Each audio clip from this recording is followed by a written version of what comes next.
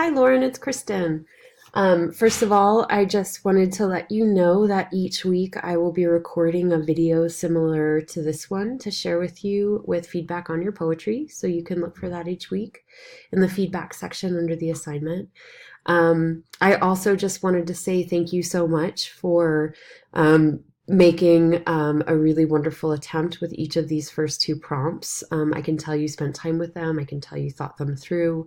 And I think they give me a little bit more of a sense of your own unique writing voice and of where you're coming from and what you're bringing with you to this class. So thank you very much for taking the time with these prompts. So let's start with the first one, the I am from. I think you did a great job, a very thorough job of mimicking the form of the Mary Pfeiffer poem, which is great. I do think that you also did a great job with kind of choosing the details that make it your own. So in particular, these quotes, everything on this earth deserves love and nothing less. And do that one more time and you'll never leave this room. They both sound like the voices of a parent, right? One which is encouraging and one which is scolding. And I love that balance. I love that you included both sides of that there. I think one of the most intriguing lines is from bonfires, camping, and secret trips to the next city over. And I want to know more about secret trips for sure. I'm wondering if in the same way that Mary Pfeiffer ends her poem, that sort of goes off onto a tangent rather than sticking to the traditional form, if you decided to revise this one for yourself or to include in your final portfolio, I would encourage you to take that secret trips and use the last line to describe a little bit more about secret trips rather than repeating I am from again. That would be my suggestion. I do think that you were able to keep this organized, and I do think that your descriptions are well organized here. So I think that functions well.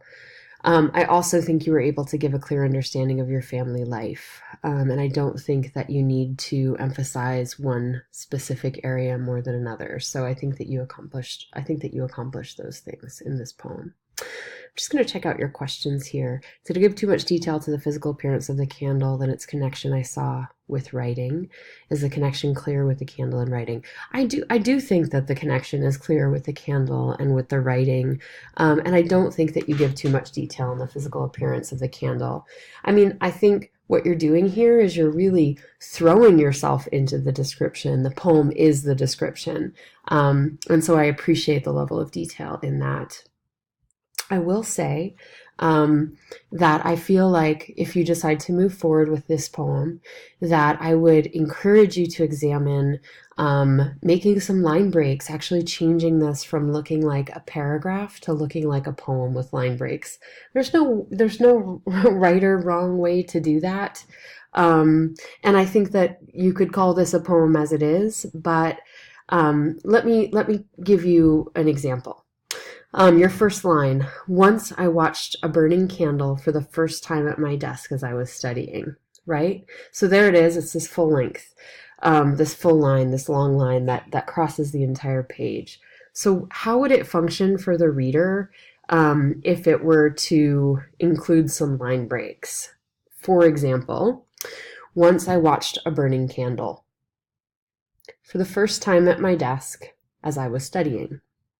So what does that pause do? What does that line break do? And how does that function to craft the experience that the reader will have when they're brought to your work and to your poem? So I would encourage you to think about that formatting for your next edit of this, is including line breaks, playing around with it, playing around with the shape on the page, and see how that would change this for you.